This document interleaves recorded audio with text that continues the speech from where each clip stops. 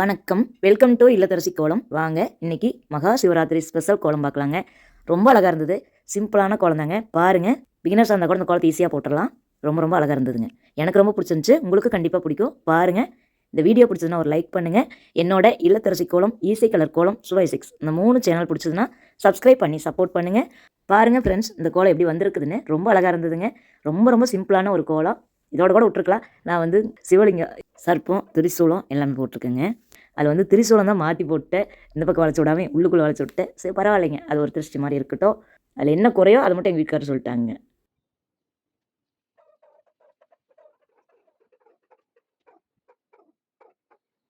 நீங்கள் பார்த்துட்டு எப்படி இருக்குன்னு சொல்லுங்கள். எனக்கு அந்த குறையெல்லாம் கண்ணுக்கு தெரியவே இல்லைங்க. எனக்கு பார்த்தீங்கன்னா சிவலிங்கம் அழகாக வந்திருக்குது. அவ்வளோதான் என்னோட பாயிண்ட்டுங்க. அப்புறம் இந்த சேனலை சப்ஸ்கிரைப் பண்ணிக்கோங்க. என்னோட சுவை 6 ஈஸி கலர் கோலம் சேனலையும் சப்ஸ்கிரைப் பண்ணி வச்சுக்கோங்க. அதுலேயும் நல்ல நல்ல வீடியோக்கள் வருங்க. தேங்க்யூ ஃபார் வாட்சிங்.